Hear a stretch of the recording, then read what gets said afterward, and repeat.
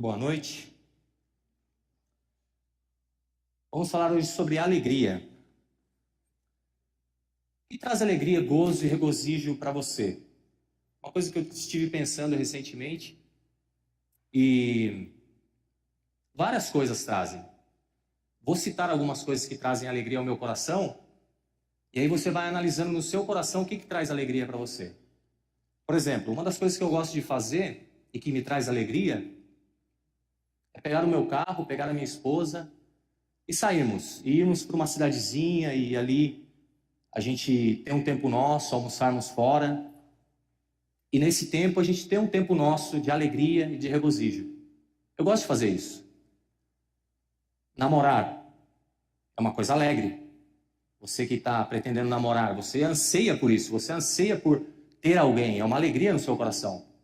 Você que já está namorando, você sabe que quando você está longe do seu parceiro, você sente falta dele. E quando você encontra ele, você sente essa alegria.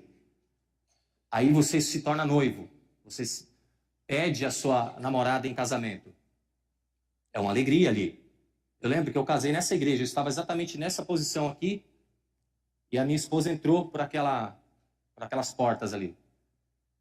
Meu coração pulsou, grande alegria, eu senti aquela alegria. E várias coisas, outras coisas que nos trazem alegria. A palavra, nós vamos usar aqui no grego, alegria, essa chara. É a palavra grega que significa alegria, gozo e regozijo. Vamos ver alguns versículos que falam sobre essa alegria. Por exemplo, Filipenses 1, 3 e 4 diz assim, ó: agradeço a meu Deus toda vez que me lembro de vocês, em todas as minhas orações em favor de vocês. Sempre oro com alegria. A mesma palavra lá. E alegria, nesse sentido, é alegria em fazer algo. Então, o apóstolo Paulo ali, ele sentia essa alegria em fazer alguma coisa. Qual era a alegria dele? Orar, lembrar dos irmãos de Filipos e orar por eles. Então, ele sentia essa alegria em fazer alguma coisa. Vamos ver outro texto. Também Filipenses 4:1. Pessoa ou coisa que causa alegria. Filipenses 4:1 diz assim: portanto, meus irmãos, a quem amo, de quem tenho saudades, vocês são a minha alegria e a minha coroa. Permaneçam assim firmes no Senhor, ó amados. Então, pessoas, coisas, né? A gente sente alegria em estar com pessoas, estar com amigos. É uma grande alegria estar com elas. E é isso que o apóstolo Paulo fala nesse texto também, é a mesma palavra. Um estado de alegria. Mateus 25, 23. O Senhor respondeu: muito bem, servo bom e fiel. Você foi fiel no pouco, eu porei sobre o muito. Venha e participe da alegria do Senhor, a mesma palavra. Então nós vemos aqui que aqui é um estado de alegria. Eu lembro que quando eu fiz a minha faculdade, eu tive dificuldade em uma matéria e eu fiquei em dependência nessa matéria. Mas não foi por falta de estudo, foi porque era uma matéria difícil. E eu tive que fazer de novo essa matéria para eu poder me formar. E mesmo refazendo essa matéria, eu ainda tive dificuldades de passar. E eu fui mal nas provas, estudei, mas não consegui. Depois eu tive que fazer a última prova, ou então eu teria que, mais uma vez, no outro ano, fazer de novo. Eu perguntei para a professora, eu falei: professora, quanto que eu preciso tirar para eu poder passar, para não ter que repetir essa matéria? O meu curso já estava concluído, faltava só essa matéria para eu concluir. Ela disse: você precisa tirar um 8.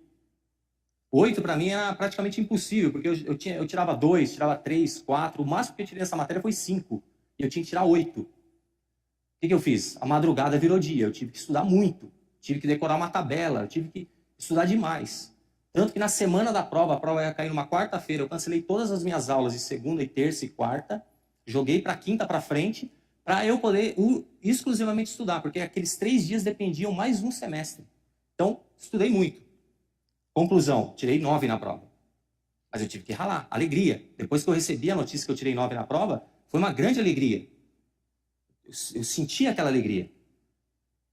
Agora eu gostaria que você abrisse a sua Bíblia lá no livro de Tiago, capítulo 1. Tiago, capítulo 1. Vamos ver essa mesma palavra que nós vimos aqui. Alegria em fazer algo. Pessoa ou coisa que causa alegria. Um estado de alegria. Com essas 3 coisas que nós vimos. Agora nós vamos ver um outro texto que vai falar sobre a mesma palavra, é a mesma palavra que vai falar que nós devemos nos alegrar em alguma coisa. Tiago, capítulo 1, versículo 2, diz assim, ó: Meus irmãos, considerem motivo de grande alegria o fato de vocês passarem por diversas provações, pois vocês sabem que a prova da sua fé produz perseverança, e a perseverança deve ter ação completa, a fim de que vocês sejam maduros e íntegros, sem lhes faltar coisa alguma. Se algum de vocês tem falta de sabedoria, peça a Deus, que a todos dá livremente, de boa vontade, e lhe será concedida. Peça-a, porém, com fé, sem duvidar, pois aquele que duvida é semelhante à onda do mar, levada e agitada pelo vento. Não pense tal pessoa que receberá coisa alguma do Senhor, pois tem a mente dividida, e é instável em tudo que faz. Versículo 12. Feliz é o homem que persevera na aprovação, porque depois de aprovado, receberá a coroa da vida, que Deus prometeu aos que o amam. Então, versículo 2, nós vamos ver aqui que a palavra que Tiago está usando ali é a mesma palavra. Meus irmãos, considerem motivo de grande alegria, a mesma palavra, o fato de passarem por diversas provações, pois vocês sabem que a prova da sua fé produz perseverança. Então, a mesma palavra que é usada para as coisas do nosso cotidiano, que é lícito, tudo aquilo que nós gostamos de fazer, é a mesma palavra quando nós passamos por provações. Aí vem a pergunta: quais são os objetivos das provações? Essa é a pergunta que nós temos que fazer ao texto. Por que Tiago está dizendo que nós devemos nos alegrar nas provações? As provações não parecem ser boas. As provações, quando você passa por elas, não parece ser algo assim agradável. Mas por quê? Por que Tiago está dizendo que nós devemos nos alegrar quando nós passamos pelas provações? Vamos tentar responder essa pergunta. Então, primeira questão ali: Deus quer que nos alegremos nas provações. Alegre-se nas provações. O versículo a gente já leu, ó: Meus irmãos, considerem motivo de grande alegria o fato de vocês passarem por diversas provações, pois vocês sabem que a prova da sua fé produz perseverança. A ideia é nós perseverarmos nas provações. A perseverança. Deus quer que nós perseveremos nas provações. E nós devemos nos alegrar nas provações. Não parece ser fácil, mas é isso que o texto está dizendo. Se você abrir a sua Bíblia, for um pouco para frente, no capítulo 5 de Tiago, versículo 10 e 11, nós vamos ver um homem que passou pelas provações e viu o final, qual foi o final da prova que ele passou. Versículo 10 e 11 do capítulo 5 diz assim, ó: Irmãos, tenham os profetas que falaram em nome do Senhor como exemplo de paciência diante do sofrimento. Como vocês sabem, nós consideramos felizes aqueles que mostraram perseverança. Vocês ouviram falar sobre a perseverança de Jó e viram o fim que o Senhor lhe proporcionou. O Senhor é cheio de compaixão e misericórdia. Então o texto fala aqui que Deus ele é cheio de compaixão e misericórdia quando ele manda as provações para nós, porque ele quer que nós nos transformemos cada vez mais à imagem do seu Filho, Jesus Cristo. Esse é o objetivo principal das provações nas nossas vidas. Jó, é citado como um exemplo de provação e ele passou no teste, ele perseverou até o fim.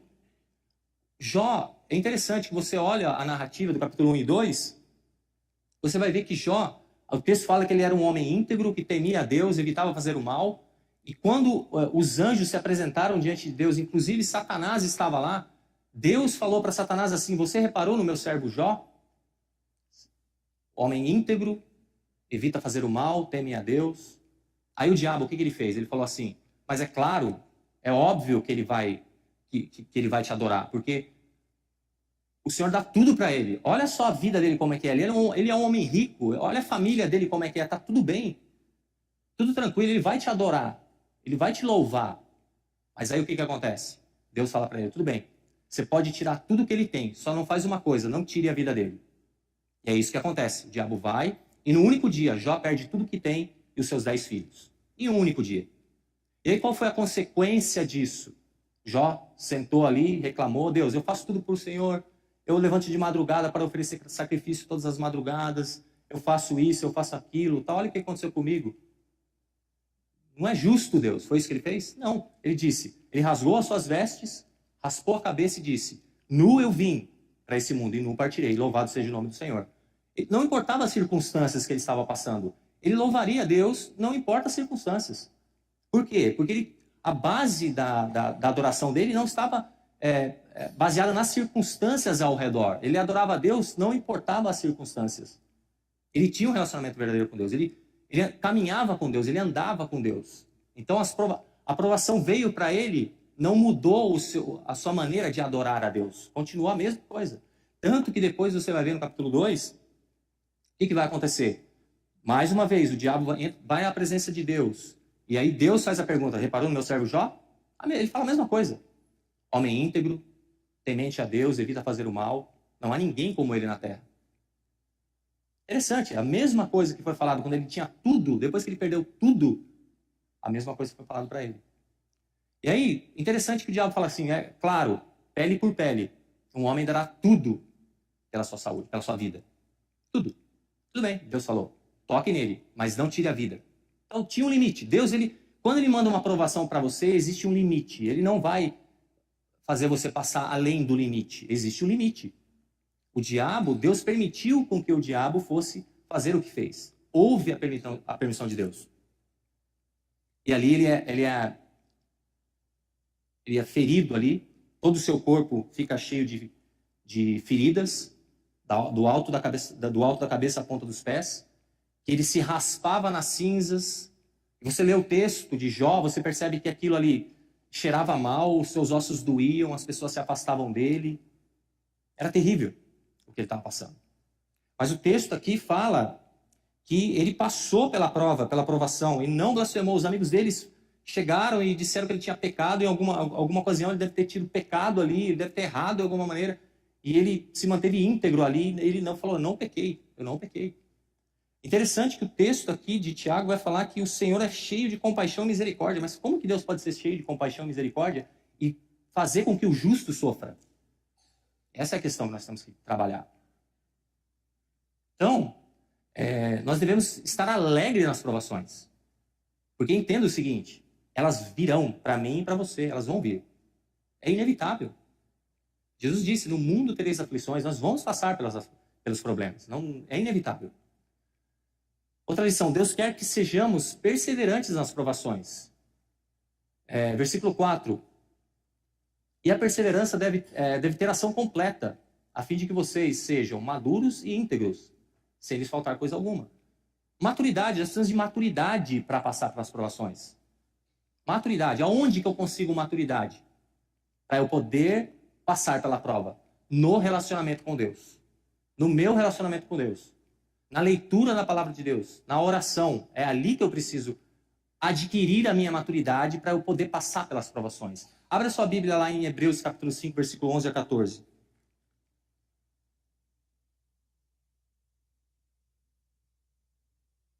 Hebreus 5, 11 a 14. O texto diz assim, ó. Quanto a isso, temos muito o que dizer, coisas difíceis de explicar, porque vocês se tornaram lentos para aprender. Embora a esta altura já devessem ser mestres, vocês precisam de alguém que lhes ensine novamente os princípios elementares da palavra de Deus. Estão precisando de leite e não de alimento sólido. Quem se alimenta de leite ainda é criança e não tem experiência no ensino da justiça.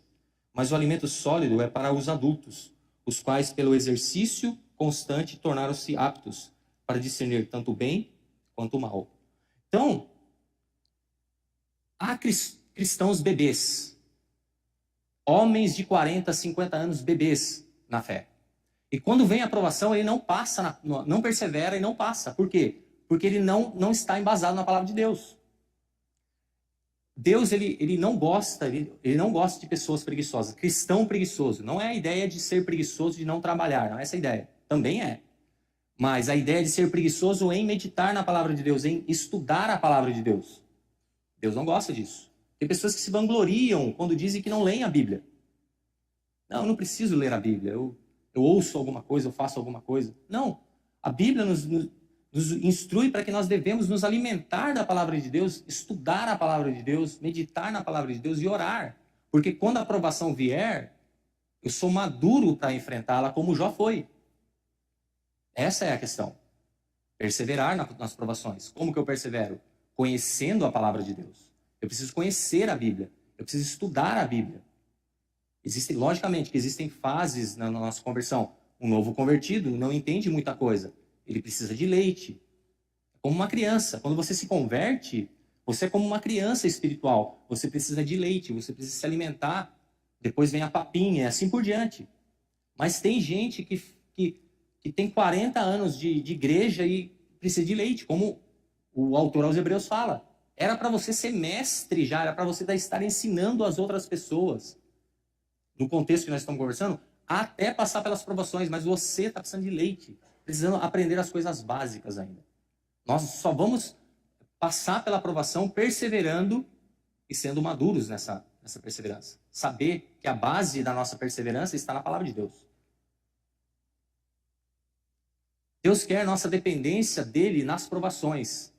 Peça sabedoria a Deus nas provações. O versículo 5 a 8 vai falar assim, ó. Peça, porém, confesse sem duvidar, pois aquele que duvida é semelhante à onda do mar, levada e agitada pelo vento.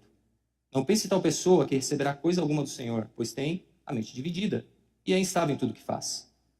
Então, Deus quer que nós dependamos dele. Deus quer a dependência dos seus filhos. Porque quando vem a provação, se nós somos autossuficientes, o que vai acontecer? Eu vou precisar de Deus. Eu vou precisar depender de Deus. Eu vou precisar ir para Deus. Se a minha vida espiritual está uma bagunça, Deus mandar uma aprovação, muitas vezes essa aprovação vem para quê? Para que eu volte para Ele. Para que eu volte aos caminhos dEle. Porque eu sou filho dEle. Ele vai vir a disciplina sobre mim. Aprovação. Mas se eu sou uma pessoa que estou alicerçado na verdade, embasado na verdade, todos os dias buscando a Deus na palavra e na oração, e no temor do Senhor, porque o princípio da sabedoria o que é? Temer a Deus, está lá em Provérbios 1:7. O princípio da sabedoria o que é? Temer a Deus. O temor do Senhor é o princípio da sabedoria. A diferença de um cristão que precisa de tomar leite, mas tem muito tempo de crente já, e de um que estuda a palavra de Deus esse daqui ele vai passar pela provação, seja ela qual for, louvando a Deus, sabendo que Deus tem um plano para aquilo, sabendo que Deus quer ensinar alguma coisa. Esse daqui vai sofrer. Ele pode ir para um psicólogo, ele pode tomar remédio tarja preta, ele vai buscar outros meios para tentar resolver o problema dele. Então, a base para nós cristãos é a palavra de Deus, para nós podermos passar pelas provações. É a Bíblia. Nós precisamos nos alimentar da palavra de Deus. Por quê? Porque nós precisamos. Porque a aprovação vai vir. Esse é o ponto. Ela virá para mim e para você. Virá. A vida não é só passeios e viagens. A aprovação vai vir. Alguém vai ficar doente na sua família, alguém vai morrer na sua família. Nós vamos passar por tribulações e sofrimentos. A questão é, como que eu vou enfrentar isso a hora que ela vier? Essa é a questão.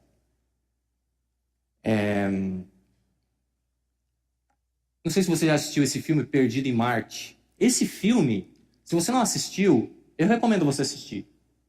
Você tendo a cosmovisão de Deus assistindo esse filme, você vai tirar várias lições desse filme. Várias. Eu acho que assisti umas 5 vezes e toda vez que eu assisto, eu vejo várias lições ali que eu tiro. É impressionante. E uma das lições que eu tirei é que o homem é dependente de Deus. Pode ser o cristão mais cheio do Espírito Santo da face da terra, ele é dependente de Deus. E o incrédulo, ateu, anticristo, ele é dependente de Deus. Todos são. Não vou contar o filme, mas eu vou contar só uma parte assim, para aguçar a sua curiosidade para assistir. Eles estavam em uma missão em Marte, e ali a equipe estava recolhendo alguns elementos de Marte, pedras, areia, etc., para poder levar e pesquisar. E, de repente, veio uma tempestade de areia, e eles tiveram que evacuar o planeta. De última hora, estava inesperada a coisa ali. Eles tiveram que sair. E no meio dessa confusão, o que acontece? O ator principal aí, ele é atingido por um tipo de um satélite e ele é jogado bem longe. E aí o computador mostra que ele tinha morrido, que a roupa dele abriu e saiu o ar, então ele já tinha morrido. O computador mostra isso. Uma pessoa quis voltar, a capitã lá da tripulação quis voltar para pegá-lo, mas eles falaram, é melhor perder um do que perder 2. Vamos embora. E eles foram. Mas só que o que aconteceu? Perfurou a roupa, mas quando sangrou, o sangue tampou aquela abertura e aquela roupa voltou à sua normalidade. Depois que tudo passou, ele acordou. Aí o que acontecia? Ele tinha a base onde eles ficavam ali, e naquela base tinha um determinado tempo de oxigênio, água e alimento. Ele tinha um determinado tempo que ele poderia... Aí o que ele tinha que fazer? Ele tinha que calcular tudo. Quanto tempo ele ia ter de ar, de oxigênio, quanto tempo ele ia ter de água e quanto tempo ele ia ter de alimento para poder passar ali. Até ele poder... Ele tinha que fazer esse cálculo, tentar se comunicar com a NASA no planeta Terra, para ele poder voltar de alguma maneira. Essa era a história do filme. Então, nisso, a gente vê que... E aí você começa a ver o filme e você percebe que o homem é totalmente dependente. O ar que você está respirando hoje, aqui agora, é Deus que deu. Você é dependente desse ar. A comida que você comeu durante o dia e vai comer à noite ainda, foi Deus que deu. Foi Deus que deu. Você é dependente desse alimento. A água que você toma, é Deus que deu. Você é dependente desse alimento. Todo ser humano da face da terra, ele é dependente de Deus. E quando vem as provações, qual que é o intuito? Qual que é a lição que Deus nos traz? A lição é que muitas vezes a gente se acha autossuficiente. Aí vem as provações. Eu sou dependente. Esse é o ponto. Essa é a questão que Deus nos ensina. Nós precisamos depender de Deus. Precisamos depender de Deus. Porque nós somos dependentes. Deus visa nosso amadurecimento nas provações. A perseverança na provação produz amadurecimento. Versículo 12 diz assim, ó. Feliz é o homem que persevera na provação, porque depois de aprovado, receberá a coroa da vida, que Deus prometeu aos que o amam. O fato principal da provação é: Deus quer moldar o meu e o seu caráter à imagem de Cristo. Esse é o foco de Deus. Por quê? Porque Deus é um Deus de misericórdia e graça que nos ama, como nós vimos no capítulo 5, versículo 11, que Deus é um Deus de compaixão e misericórdia. Ele quer moldar o nosso caráter. Por quê? Porque Deus quer nos ensinar que nós estamos de passagem nesse mundo. É isso que Deus quer mostrar para nós. Aqui é passageiro. Existe uma vida eterna para ser vivida. E a vida eterna é o quê? Que te conheçam ao único e verdadeiro Deus e a Jesus Cristo, a quem enviaste. João 17,3 fala isso. É isso que ele quer de nós. Ele quer nos moldar ao caráter de Cristo. Ele quer que nós passemos por essa provação para que o nosso caráter seja transformado ao caráter de Cristo. É isso que ele quer. Se você abrir lá em Jó, capítulo 40, nós vamos terminar com esse texto. Jó, capítulo 40. Versículo 2, diz assim, ó. Jó 40.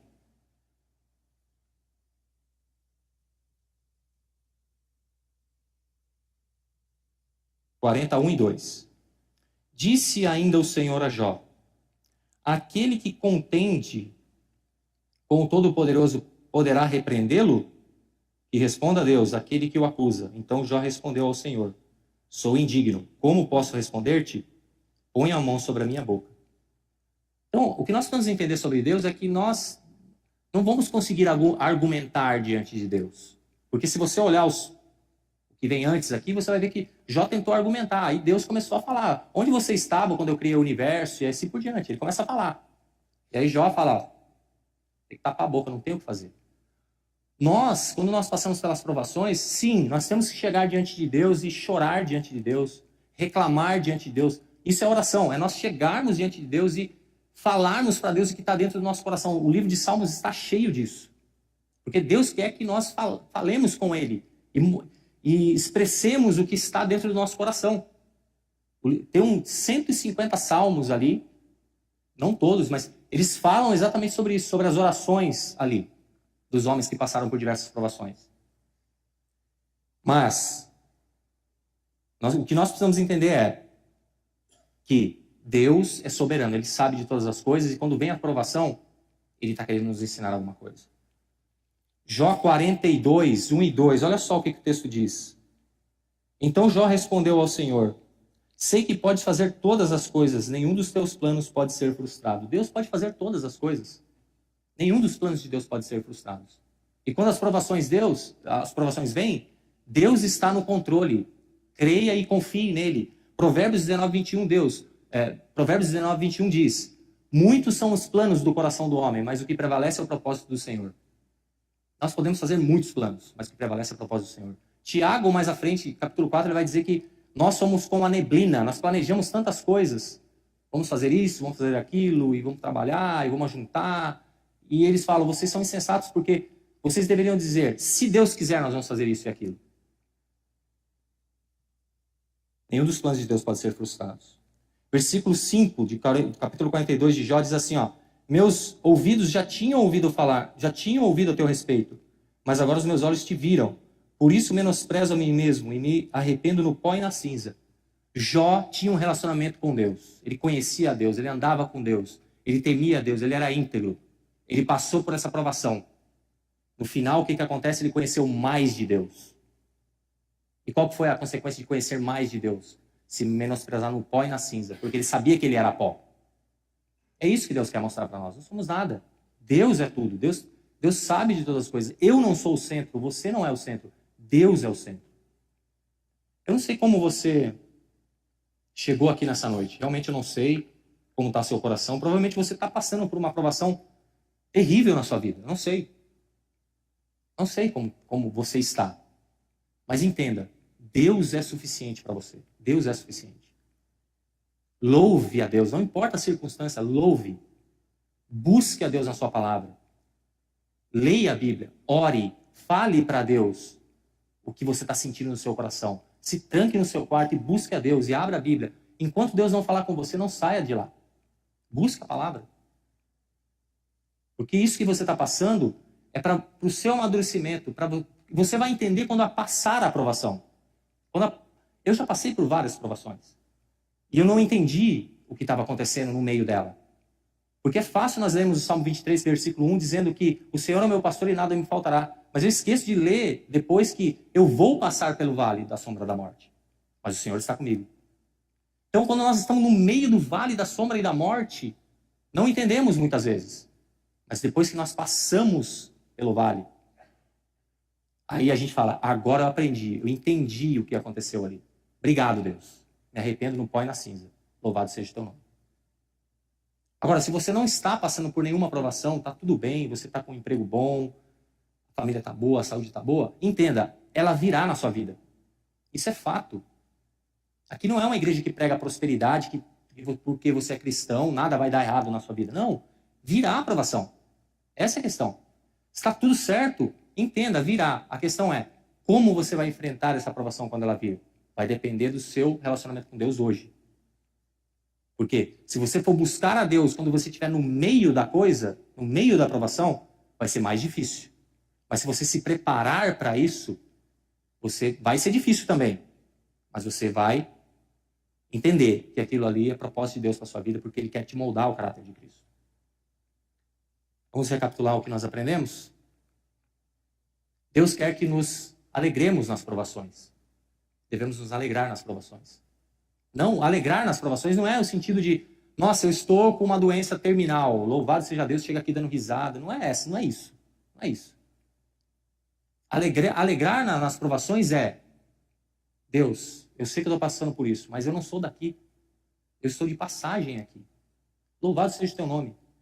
E outra, mesmo que, vamos imaginar que se no Brasil tivesse uma perseguição terrível e todos nós, cristãos verdadeiros, fôssemos jogados dentro de uma prisão para morrer de fome e de sede, ficar lá até morrer, nós louvaríamos a Deus, porque a nossa adoração não depende das circunstâncias. Quando eu morrer, estarei com Deus. Tem cristãos que morrem assim. Morrem assim. E a minha alegria está o quê? Jesus Cristo derramou o seu sangue pela minha alma. A minha vida, a minha eternidade não é aqui, é lá com Ele. Então, alegria nas provações, se alegrar nas provações. Deus quer que sejamos perseverantes nas provações, perseverar nelas. Ele quer nos ensinar na perseverança. Deus quer nossa dependência dele nas provações. Depender, oração, orar, buscar a Deus. E Deus visa nosso amadurecimento nas provações, para formar o caráter de Cristo em nós. Amém? Vamos orar? Senhor Deus, nós somos desafiados através da Tua palavra realmente a louvar ao Senhor em qualquer circunstância, Senhor. Nós sabemos que tem muita gente aqui hoje, nessa noite, que está passando por provações. Às vezes é difícil, mas o Senhor é suficiente para essas pessoas. Tem muita gente aqui que as coisas estão caminhando bem, as coisas estão indo bem. Mas as provações virão na minha vida e na vida de cada irmão aqui. Porque o Senhor quer que nós entendamos que essa vida é passageira, estamos aqui como peregrinos. E Jesus mesmo disse que nós passaríamos pelas provações. Obrigado pela tua palavra que nos ensina nessa noite, ó Deus.